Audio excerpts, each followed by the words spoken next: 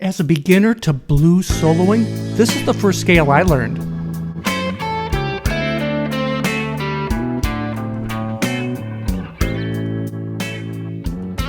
Today I want to teach you how to use the pentatonic structure to create the sound of the blues.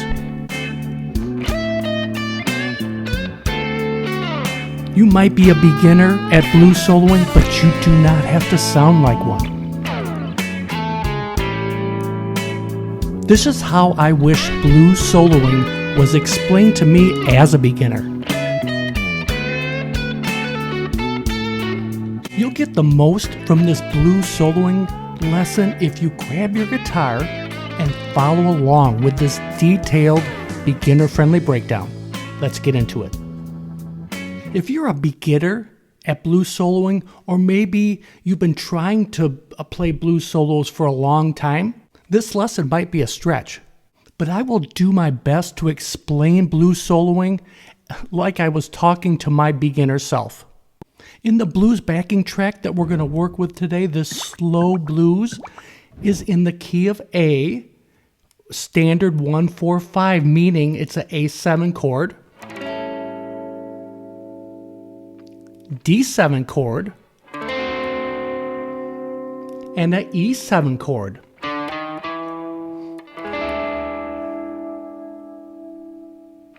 If you notice in the diagrams, all of the chords are right within this first position of the A minor pentatonic scale, which sounds and looks like this.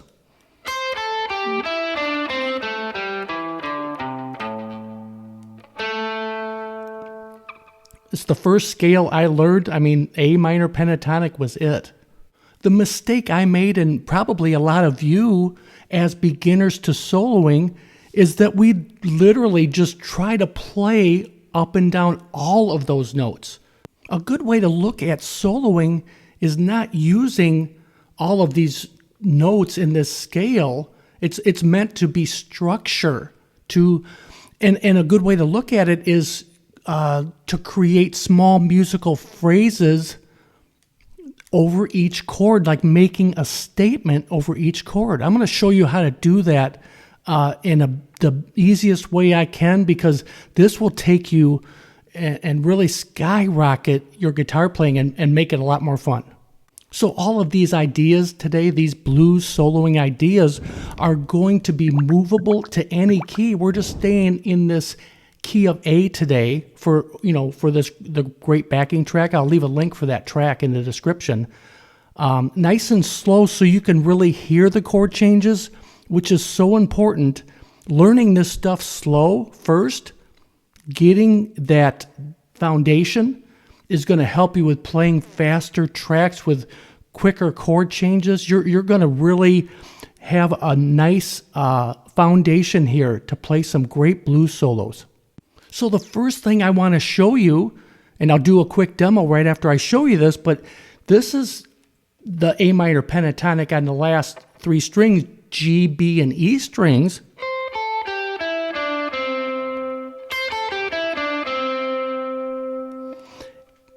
What I was taught and really just helped me take off on my soloing, and sadly it was years into my playing before someone showed me this, the House of Blues box is right under your fingers. I have them shown in blue there. It's still pivoting off of your first finger there. I have an anchor point here on the 5th fret with my first finger. Whether I'm playing the minor pentatonic or the House of Blues, you have two different sounds, major and minor pentatonic, and you don't have to really focus on any of that. It's about the visual, looking at the fretboard, seeing that little box just sitting there right within the A minor pentatonic scale.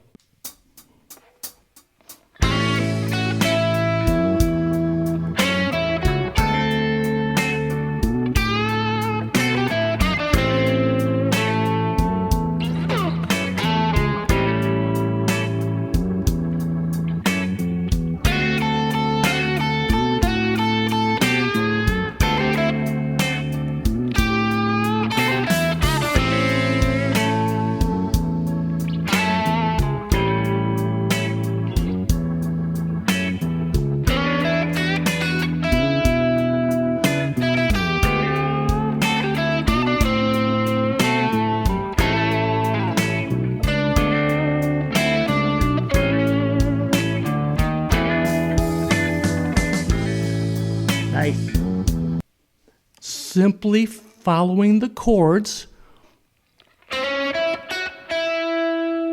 House of Blues.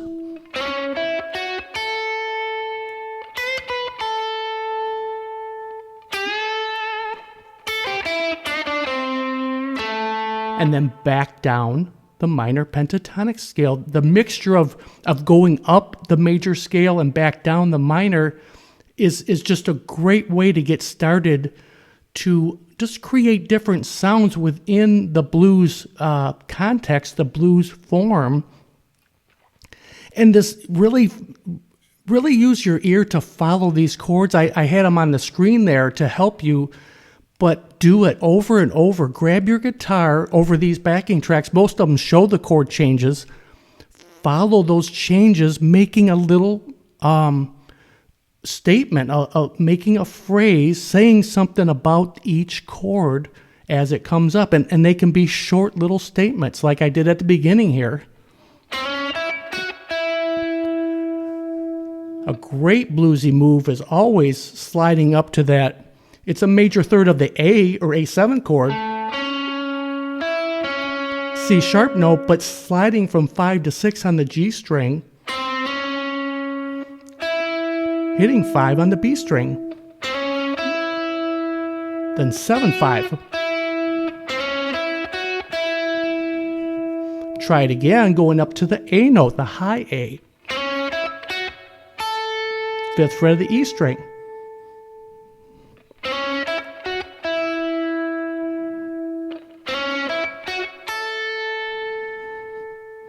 Then back down the minor pentatonic.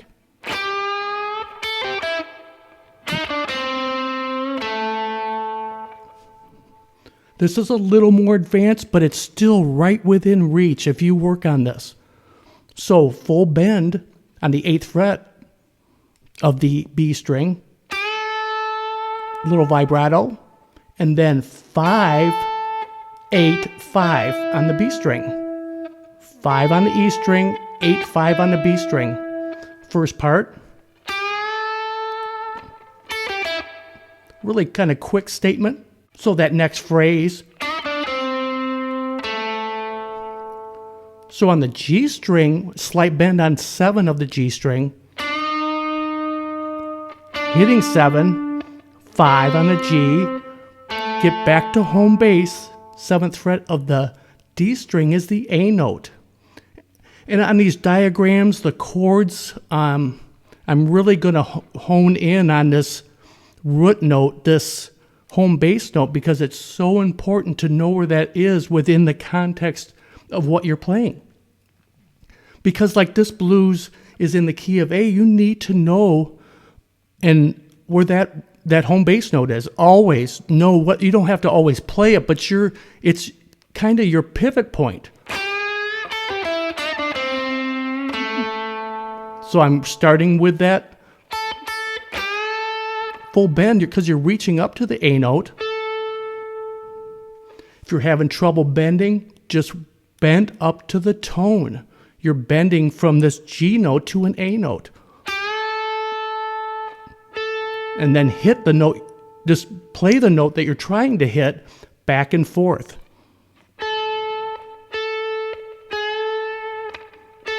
Not an easy task, but that's the way to practice it, to make sure you're hitting the tone before you do vibrato, because if you just bend it before you actually achieve the note, it sounds messy like that, and we don't want that.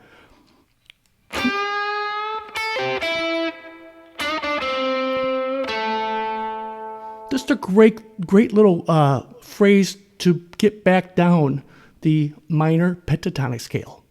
So these type of phrases, the starting phrase major,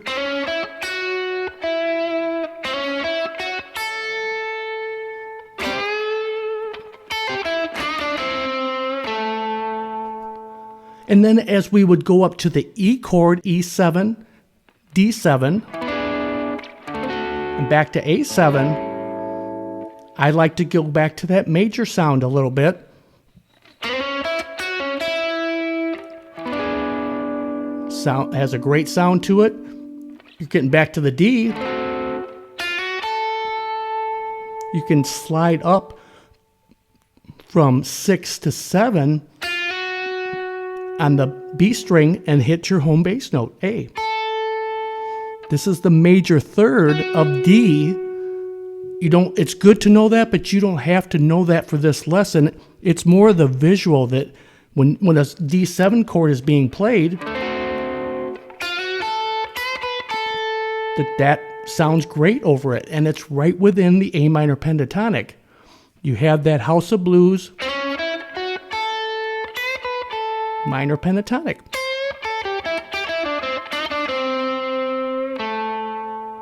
Man, this is hours of fun right here in this little part of the fretboard. In this next section, I'm going to show you how to move that up the fretboard to create a great sound over each chord and kind of begin to get confidence up and down this fretboard. Now, these House of Blues boxes are all over the place, and I just literally look at them that way. The one we just learned here, it's an A major pentatonic, but there's one right here.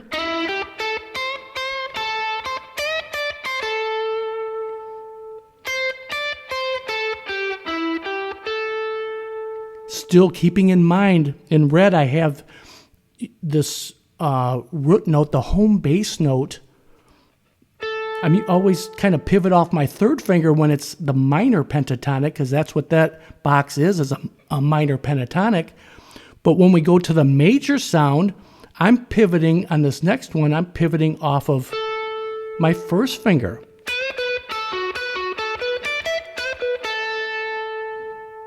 So those two boxes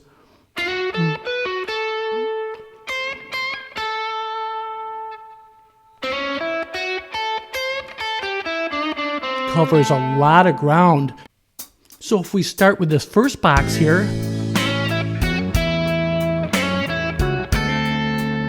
then moving up to the minor.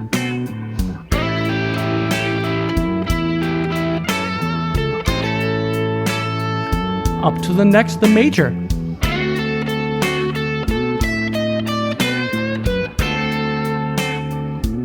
Minor. Minor pentatonic. E.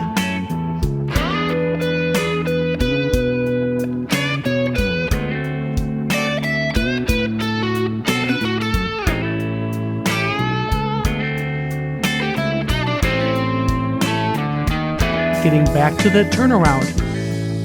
Fun. That is so fun to be able to move up the fretboard. You're creating a different sound and it works over every chord. Again, I just, in this little example here, I started the same way I did at the beginning of the video.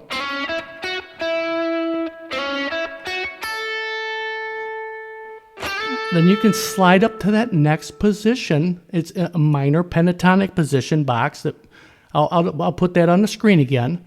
But again, the third finger on the home bass note. It's a good way to get up to it. Sliding here from 8 to 10 on the B string.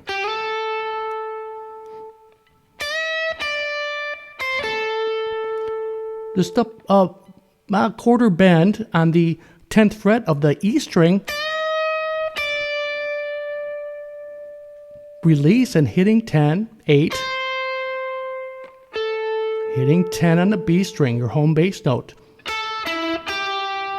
And you can walk down that little box. All the notes work. It's just pivoting off of this home bass note is how I like to look at it.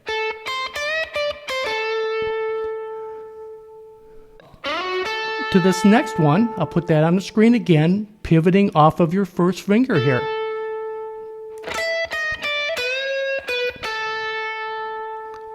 So your home bass note is here in the 10th fret of the B string, doing a little chromatic thing, very simple, but sounds bluesy. It sounds really good. 12, 11, 10 on the E string, slight bend on 12 of the B string, hitting 12 back to 10.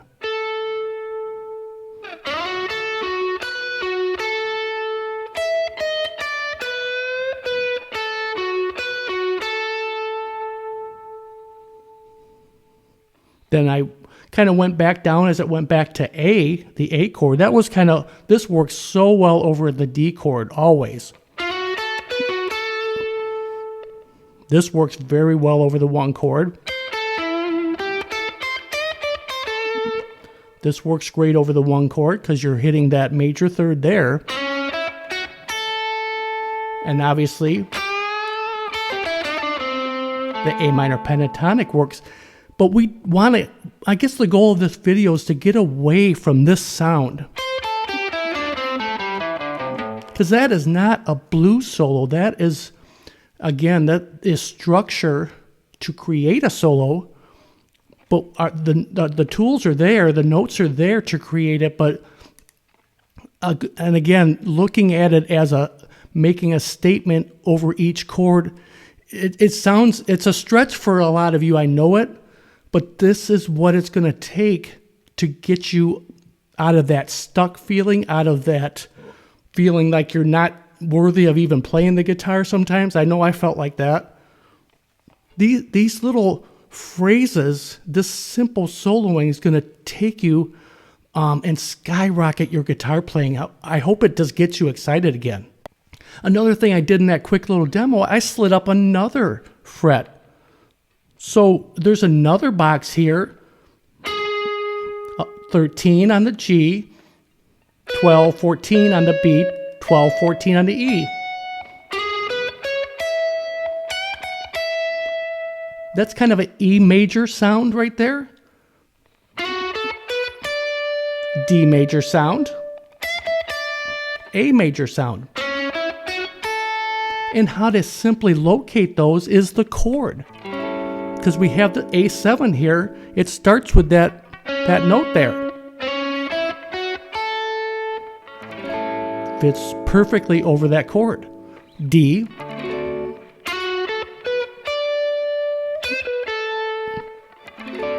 E.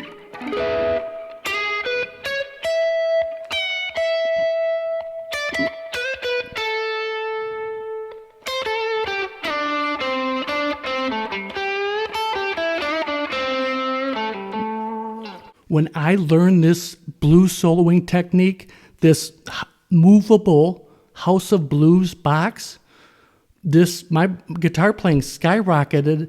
Man, I had fun making this lesson today. Thanks for taking the time to hang out with me, and let me know if this slow blues lesson, kind of beginner-friendly lesson, was helpful for you. Hope to see you soon.